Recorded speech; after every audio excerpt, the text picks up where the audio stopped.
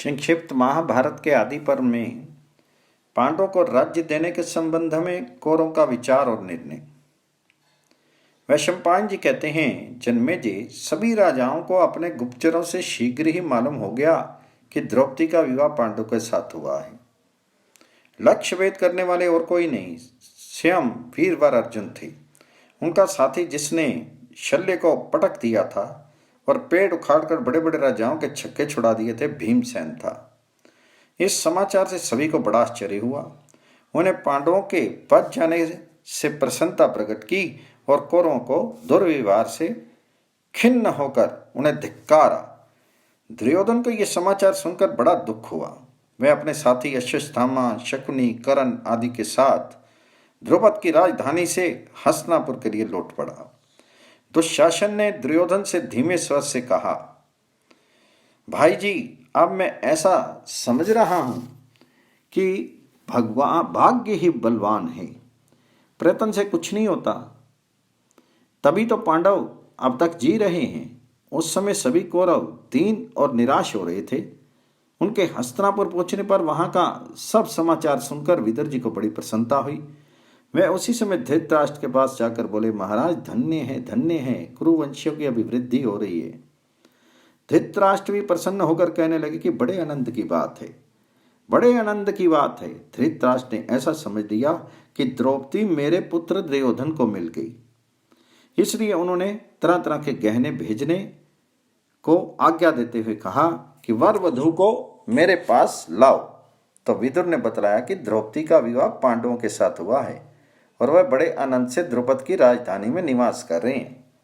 तो धृतराष्ट्र ने कहा, विदुर, पांडवों को तो मैं अपने पुत्रों से भी अधिक बढ़कर प्यार करता हूं। उसके जीवन में विवाह से और द्रुपद जैसा संबंधी प्राप्त होने से मैं और भी प्रसन्न हुआ हूं। द्रुपद के आश्रय से वे बहुत ही शीघ्र अपनी उन्नति का कर लेंगे। विदुर ने कहा, मैं चाहता हूं कि जन्म भर आपकी बुद्धि ऐसी ही बनी रही। जब विदुर वहां से चले गए तब दुर्योधन और कर्ण ने धृतराष्ट्र के पास आकर कहा कि महाराज, विदुर के सामने हम लोग आपसे कुछ भी नहीं कह सकते। आप उनके सामने शत्रुओं की बढ़ती को अपनी बढ़ती मानकर हर्ष प्रकट करते हैं।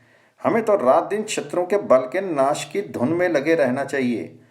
हमें तो अभी से कोई ऐसा उपाय करना चाहिए जिससे वे आगे चलकर हमारी राज्य संपत्ति को हथिया न ले। तो धृतराष्ट्र बोले, बेटा, यही तो मैं भी कहता हूं, परंतु विदुर के सामने वाणी से तो क्या, चेहरे से भी मेरा ये भाव प्रकट नहीं होना चाहिए। कहीं वह मेरे भाव को भांप ना ले, इसलिए मैं उनके सामने पांडवों के ही गुणों का बखान करता हूं। तुम दोनों इस समय जो करना उचित हो समझते हो वह बताओ। तो दुर्योधन ने कहा, पिताजी, मेरा तो ऐसा विचार है कि कुछ विश्वासी गुप्तचर एवं चतुर ब्राह्मणों को भेजकर कुंती और माद्री के पुत्रों में मनमुटाव उत्पन्न कर दिया जाए, अथवा राजा द्रुपद उनके पुत्र और मंत्रियों को लोभ के फंदे में फंसाकर वश में कर लेना चाहिए और उनके द्वारा उनकी वहां से निकलवा देना चाहिए। ये उपाय भी कर सकते हैं कि द्रौपदी उन्हें छोड़ दे। यदि किसी तरह धोखा देकर भीमसेन को मारा जा सके तब तो सारा काम ही बन जाएगा। भीमसेन के बिना अर्जुन तो हमारी कर्ण का चौथाई भी नहीं है। यदि वे उपाय आपको नहीं जचे तो कर्ण के को उसके पास भेज दीजिए। जब वे लोग कर्ण के साथ यहाँ आ जाएंगे तो फिर पहले की तरह कोई ना कोई उपाय किया जाएगा और इस बार वे नहीं बच सकेंगे। द्रुपद का पूरा विश्वास और सहानुभूति प्राप्त करने के पहले ही उन्हें मार डालना चाहिए। मेरी तो यही सलाह है। कर्ण, इस संबंध में तुम्हारी क्या राय है? तो कर्ण ने कहा, दुर्योधन, मैं तो तुम्हारी सब पसंद नहीं करता। तुम्हारे बताए हुए उपायों से पांडवों का वश में होना संभव नहीं दिखता। वे आपस में इतना प्रेम करते हैं कि मनमुटाव का तो कोई ढंग ही नहीं दिखता। सबका प्रेम एक ही स्त्री में है और वह विवाह के द्वारा प्राप्त है। इससे उनकी घनिष्ठता और भी सिद्ध होती है। राजा द्रुपद भी एक श्रेष्ठ पुरुष हैं। वह धन के लोभी नहीं है। तुम सारा राज्य देकर भी उसे पांडवों के विपक्ष में नहीं कर सकते। जब तक श्री कृष्ण यादवों की सेना लेकर पांडवों को राज्य दिलवाने के लिए राजा द्रुपद के यहाँ नहीं पहुंचते, तभी तक तुम अपना पराक्रम प्रकट कर लो। बात यह है कि श्री कृष्ण पांडवों के लिए अपनी अपार संपत्ति, सारे भोग और राज्य का भी त्याग करने में नहीं हिचकेंगे। इसलिए मेरी सम्मति तो ये है कि हम एक बहुत बड़ी सेना लेकर अभी चढ़ाई कर दें और द्रुपद को हराकर पांडवों को पराक्रम से ही मार डालें। क्योंकि पांडव साम, दान और भेद नीति से वश में नहीं किए जा सकते। उन वीरों को केवल वीरता से ही मार डालना चाहिए। धृतराष्ट्र ने कहा, बेटा करण, तुम शस्त्र अस्त्र कुशल तो हो ही, नीति कुशल भी हो। जो कुछ तुमने कहा है वह तुम्हारे अनुरूप है, परंतु मेरा विचार है कि आचार्य द्रोण, भीष्म पितामह, विदुर और तुम दोनों सब मिलकर इस संबंध में फिर विचार कर लो और ऐसा उपाय निकालो जिससे परिणाम में सुख मिले। राजा धृतराष्ट्र ने भीष्म पितामह आदि को बुलाया। सब लोग गुप्त स्थान में बैठकर विचार करने लगे। भीष्म पितामह ने कहा, मुझे पांडवों के साथ वैर विरोध करना पसंद नहीं है। मेरे लिए धृतराष्ट्र और पांडु तथा दोनों के लड़के एक से हैं। मैं सबसे एक सा प्यार करता हूँ। जैसा मेरा धर्म है पांडवों की रक्षा करना, वैसे ही तुम लोगों का भी है। मैं पांडवों से झगड़ा करने का समर्थन नहीं कर सकता। तुम उनके साथ मेल मिलाप का बर्ताव करो और उसका आधा राज्य दे दो। जैसे तुम इस राज्य को अपने बाप दादाओं का समझते हो, वैसे ही ये उनके बाप दादाओं का भी है। त्रियोधन, यदि ये राज्य पांडवों को नहीं मिलेगा तो तुम या भारतवंश का कोई भी पुरुष अपने को उस राज्य का स्वत्व अधिकारी कैसे कह सकेगा? तुम जो अभी राजा बन बैठे हो वह धर्म के विपरीत है। तुमसे भी पहले वे राज्य के अधिकारी हैं। तुम्हें हंसी खुशी से उनका राज्य लौटा देना चाहिए। इसमें तुम्हारा और सब लोगों का भला है, अन्यथा नहीं। तुम अपने सिर पर कलंक का टीका क्यों लगवा रहे हो? जब से मैंने सुना है कि कुंती और पांडव भस्म हो गए, तब से मेरी आंखों के सामने अंधेरा छा गया था। उनके जलने का दोष जितना तुम पर लगाया गया उतना पुरोचन पर नहीं। अब पांडवों के जीवित रहने और मिलने से तुम्हारी अपकीर्ति मिटाई जा सकती है। पांडवों के जीवित रहते स्वयं इंद्र भी उन्हें उनके राज्य से वंचित नहीं कर सकते। वे बुद्धिमान और धर्मात्मा हैं, आपस में मेल जोल भी रखते हैं। उन्हें तुमने अब तक जो राज्य से दूर रखने का प्रयत्न किया है, ये अधर्म है। धृतराष्ट्र, मैं तुम्हें स्पष्ट रूप से अपनी सम्मति बतला देता हूं। यदि तुम्हें धर्म से रत्ती भर भी प्रेम है, तुम मेरा प्रिय और अपना कल्याण करना चाहते हो, तो शीघ्र से शीघ्र पांडवों का आधा राज्य उन्हें लौटा दो। द्रोणाचार्य ने कहा, धृतराष्ट्र, मित्रों का यही धर्म है कि जब उनसे कोई सलाह पूछी जाए तो वे धर्म, अर्थ और यश की वृद्धि करने वाली सम्मति दें। मैं महात्मा भीष्म की सम्मति पसंद करता हूं। सनातन धर्म के अनुसार मैं यही ठीक समझता हूं कि पांडवों को आधा राज्य दे दिया जाए। आप किसी प्रियवादी पुरुष को द्रुपद की राजधानी में भेजिए। वे पांडवों और नववधु द्रौपदी के लिए अनेक प्रकार के रत्न और सामग्री लेकर जाए और द्रुपद से कहे कि महाराज द्रुपद, आपके पितृवंश में संबंध होने से समस्त कुरुवंश को, राजा धृतराष्ट्र और दुर्योधन को बड़ी प्रसन्नता हुई। इसे वे अपने कुल और गौरव की वृद्धि मानते हैं। इसके बाद वह कुंती और पांडवों को आश्वासन दे, समझावे बुझावे। जब उन लोगों के चित्त में आपके प्रति विश्वास का उदय हो जाए और वे शांत हो जाएं, तब उनके सामने यहां आने का प्रस्ताव उपस्थित करें। द्रुपद की ओर से स्वीकृति मिल जाने पर दुशासन और विकर्ण सेना एवं सामंतों सहित जाकर सम्मान के साथ द्रौपदी और पांडवों को ले आए। उन्हें उनका पैतृक राज्य दे दिया जाए। उनका आदर करने से सारी प्रजा आप पर प्रसन्न होगी, क्योंकि सब लोग ऐसा ही चाहते हैं। इस प्रकार मैं स्पष्ट रूप से महात्मा भीष्म की सम्मति का अनुमोदन करता हूं और आपके हित की सलाह देता हूं। इसी में आपके वंश की भलाई है। भीष्म पितामह और द्रोणाचार्य की बात सुनकर कर्ण जल भुंस रहा था। उसने कहा कि महाराज पितामह भीष्म और आचार्य द्रोण आपके द्वारा सब प्रकार से सम्मानित और सत्कृत हैं।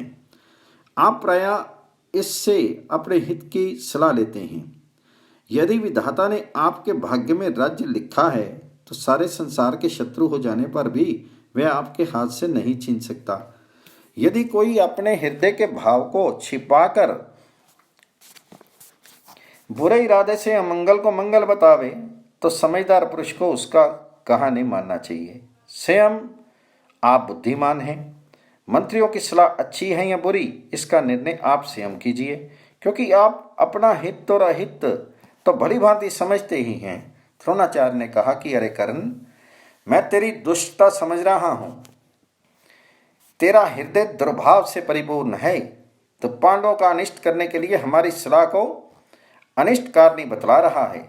मैंने अपनी समझ से कुरुवंश की रक्षा और हित की बात कही है। यदि हमारी सलाह से कुरुवंश का हित दीख पड़ता हो तो तुझे जिसमें हित दिखे वही कह। मैं कह ही देता हूं कि हमारी सलाह न मानने से शीघ्र कुरुवंश का विनाश हो जाएगा। तो विदुर ने कहा, महाराज, हितैषी बंधु बांधवों का यह कर्तव्य है कि वे निसंकोच आपके हित की बात कह दें, परंतु आप किसी की बात सुनना भी तो नहीं चाहते। इससे उनकी बात को हृदय में स्थान नहीं देती। पिता में भीष्म और आचार्य द्रोण ने बहुत ही प्रिय हितकर बात कही है, परंतु आपने अभी उन्हें कहाँ स्वीकार किया। मैंने खूब सोच समझकर देख लिया है कि भीष्म और द्रोण से बढ़कर आपका कोई मित्र नहीं है। ये दोनों महापुरुष अवस्था, बुद्धि और शास्त्र ज्ञान आदि सभी बातों में सबसे बड़े चढ़े हैं। इनके हृदय में आपके और पांडु के पुत्रों के प्रति समान स्नेह भाव है। बाएं हाथ से भी बाण चलाने वाले अर्जुन को तो क्या, स्वयं इंद्र भी युद्ध में नहीं जीत सकता।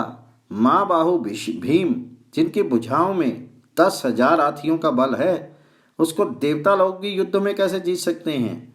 रन बांकने नकुल सहदेव अथवा धैर्य, दया, क्षमा, सत्य और पराक्रम के मूर्तिमान विकृत धर्मराज युधिष्ठिर को ही युद्ध में के द्वारा किस प्रकार हराया जा सकता है। आपको समझ लेना चाहिए कि पांडवों के पक्ष में स्वयं श्री बलराम जी और सात्यकी हैं। भगवान श्री कृष्ण उनके सलाहकार हैं। बलवान एवं असंख्य यदुर्वंशी उनके लिए प्राणों की बाजी लगाने को तैयार हैं। यदि युद्ध हुआ तो पांडवे को विजय निश्चित है। यदि मान ली भी लें कि आपका पक्ष निर्बल नहीं है, फिर भी जो काम मेल जोल से निकल सकता है उसे झगड़ा बखेड़ा करके संदेशपद बना देना कहाँ की बुद्धिमानी है। जब से प्रजा को यह मालूम हुई कि पांडव जीवित हैं, तब से सभी अनागरिक उनके दर्शन के लिए उत्सुक हो गए हैं। इसमें पांडवों के विरुद्ध कोई काम करने से राज्य विपल्लव हो जाएगा। आप पहले अपनी प्रजा को प्रसन्न कीजिए। त्रियोधन, कर्ण और शकुनी आदि अधर्मी और दुष्ट हैं। इनकी समझ अभी तक कच्ची है, इनकी बात मत मानिए। मैंने आपको पहले ही सूचित कर दिया था कि दुर्योधन के अपराध से सारी प्रजा का सत्यानाश हो जाएगा। धृतराष्ट्र ने कहा, विदुर, भीष्म पितामह एवं आचार्य दोनों बड़े ही बुद्धिमान एवं ऋषि तुल्य हैं। इनकी सलाह मेरे परम हित की है। तुमने भी जो कुछ कहा है उसे मैं स्वीकार करता हूँ। युधिष्ठिर, यदि पांचों पांडव जैसे पांडु के पुत्र हैं वैसे मेरे भी हैं। मेरे पुत्रों की तरह ही राज्य पर उनका भी अधिकार है। तुम पांचाल देश में जाओ, राजा द्रुपद की अनुमति से कुंती, द्रौपदी और पांडवों को सत्कार पूर्वक यहाँ ले आओ। धृतराष्ट्र की आज्ञा से विदुर ने द्रुपद की राजधानी के लिए प्रस्थान किया। वैशंपायन जी कहते हैं, जन्मेजय, महात्मा विदुर रथ पर सवार होकर पांडवों के पास राजा द्रुपद की राजधानी में गए। विदुर जी द्रुपद, पांडव एवं द्रौपदी के लिए तरह तरह के रत्न और उपहार अपने साथ ले गए थे। वे पहले नियम के अनुसार राजा द्रुपद से मिले। उन्होंने विदुर का बड़ा सत्कार किया। कुशल प्रश्न के अनंतर विदुर श्री कृष्ण और पांडवों से मिले। उन लोगों ने विदुर जी की बड़े प्रेम से आवभगत की। विदुर जी ने धृतराष्ट्र की ओर से बार बार पांडवों का कुशल मंगल पूछा और सबके लिए लाए हुए उपहार अर्पित किए। उपयुक्त अवसर पाकर महात्मा विदुर ने श्री कृष्ण और पांडवों के सामने ही द्रुपद से निवेदन किया कि महाराज, आप लोग कृपा करके मेरी प्रार्थना पर ध्यान दें। महाराज धृतराष्ट्र ने अपने पुत्र और मंत्रियों सहित आपसे कुशल मंगल पूछा है। आपके साथ विवाह संबंध होने से उन्हें अत्यंत प्रसन्नता हुई है। पितामह भीष्म और द्रोणाचार्य ने भी आपके कुशल जानने के लिए बड़ी उत्सुकता प्रकट की है। इस अवसर पर वे जितने प्रसन्न हैं उतनी प्रसन्नता उन्हें राज्य लाभ से भी नहीं होती। अब आप पांडवों को हस्तिनापुर भेजने की तैयारी कीजिए। सभी कुरुवंशी पांडवों को देखने के लिए उत्कंठित हो रही हैं।